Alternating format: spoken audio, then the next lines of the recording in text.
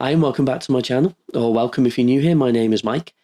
This is the first video in the series of mini tutorials on getting the most from your tools within Photoshop, with their tips, tricks, and some hidden features as well. First on the list, the Move tool. So shortcut is V, or alternatively clicking just up here in the top left of your toolbar.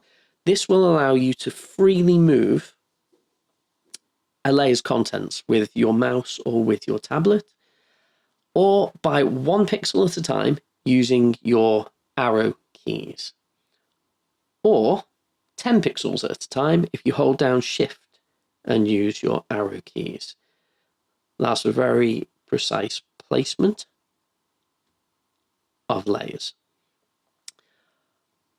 Pressing Command and T will enter the free transform.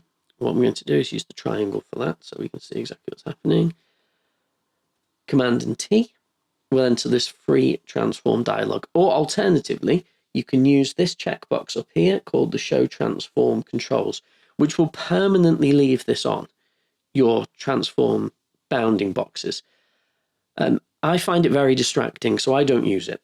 So I will leave that unchecked, and I would prefer to just press Command and T to enter free transform.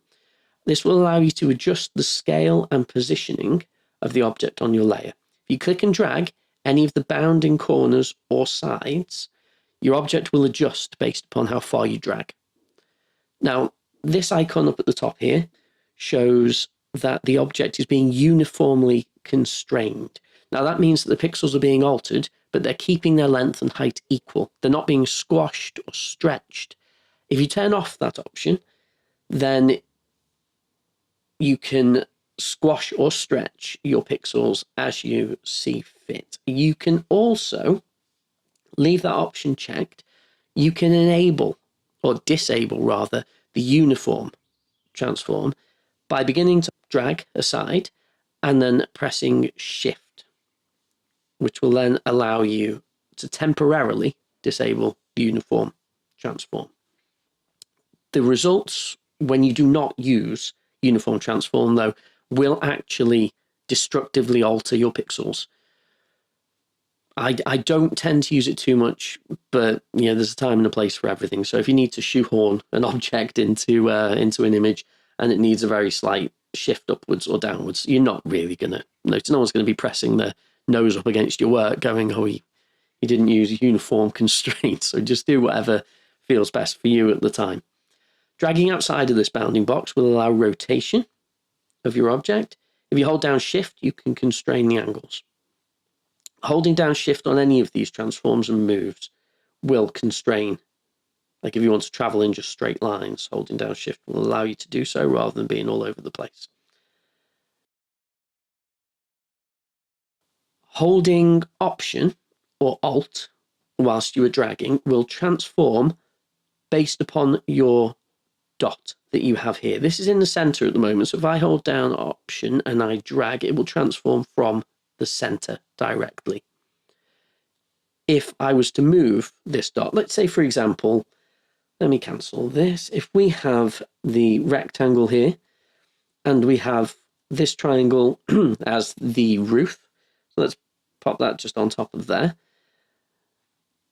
And what I want to do is transform this roof here, but I don't want to just transform, sorry, wrong button. I don't want to transform it from the middle because I'm covering the house up. It's destroying the whole point in doing this. What I'll do is I'll move this dot down to the center of the base, and that means that any transform that I make will constrain to that point. Perfect.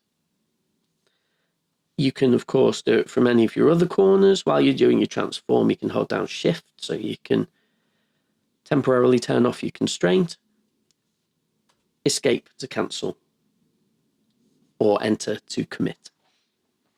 Okay.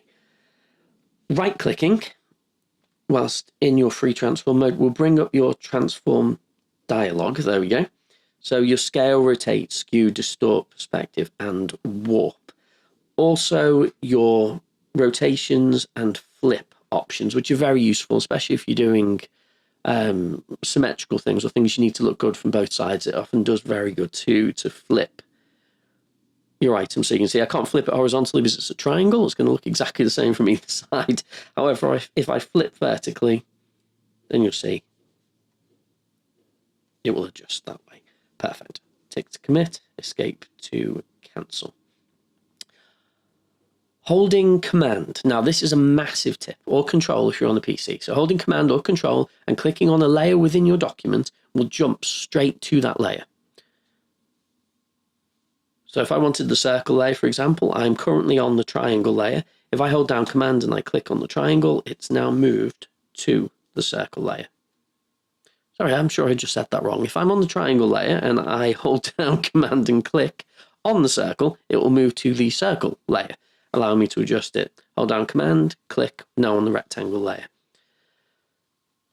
Allows very easy selection within documents. Obviously, this is a very basic document, only has 3 shapes. But if I jump over to this cosplay image that I did and edited, if, for example, I want to choose a background here, but I do not want to run the risk of selecting snow, I will hold down command and I will click on the background, and it's jumped immediately to the background layer over here, which is perfect, just what I needed. If I want to jump to the snow, I'll hold down command and I will just click on the snow, and it's jumped straight to the layer that contains the snow. You can also do this with groups. So let's say, for example, the adjustments are all grouped over here, as are the eye adjustments. Now, if I wanted to choose the eyes here, but just the overall, there's our hold down command, I will click, and it's taken me straight to the wrong one. Ha! So here we go, let's click. There, eyes. Probably would have helped if I'd zoomed in a little bit, made it a bit easier. So it's chosen the eyes as a group. The adjustments, for example, if I hold command and click, it's taken me straight to my adjustments. Now, if I wanted to choose individual layers within, I would choose layers, I would click on the eyes, and it would take me immediately to that layer within the eyes group. Perfect. Jumping back over to our simple document here. What we're going to do now is, on the subject of holding command and clicking on a layer to select it, if you hold down shift, you can select multiple layers within your document. So let's say hold command, click on the rectangle, hold down shift and command, click on your triangle. So it's now chosen those 2 together. What I could then do is I could group them together with command and G, so they turn into a separate group, or I could use the link layers here together, so they will permanently be linked together. Let's cancel that. There we go, and that's a massively useful tip, this one. It saves an enormous amount of time, and it's one of my most used shortcuts. When multiple objects are selected, it will also, so let's choose our triangle, hold down shift, click the rectangle, it will also reveal your alignment options at the top here.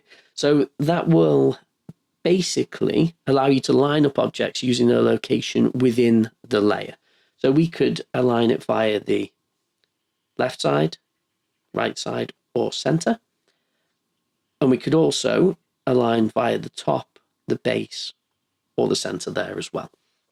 So it just allows very precise, very easy aligning of objects. So let's say, for example, the circle and the triangle, or all of them together. Let's choose all of them together, and we'll align them by the center of all objects. There we go. Perfect. Moving in to duplicating layers. Let's move these ones out of the way. Now, if you hold down Option or Alt if you're on a PC, and you drag on a layer, it will enable, so you see the cursor has changed, it will enable cloning of that layer. Now, if you hold down Shift, once again, you can constrain exactly where your clone moves to in relation to the original object. If you do not hold down Shift, you can move it pretty much wherever you wish to. This is, once again, incredibly useful.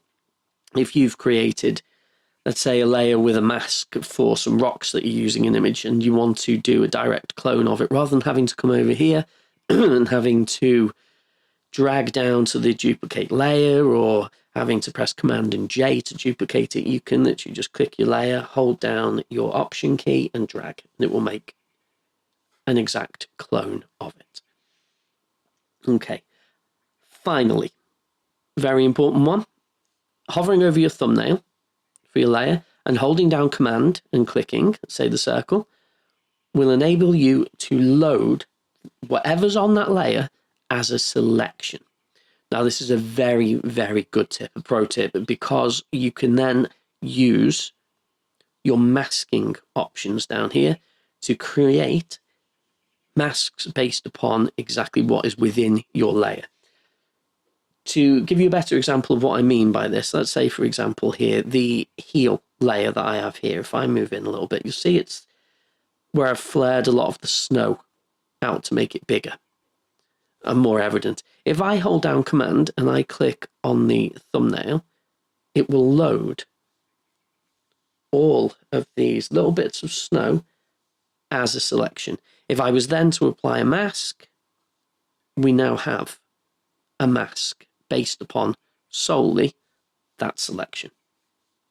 Now we'll get more into why this is massively useful with some of the more advanced tutorials that I'm working through on my channel.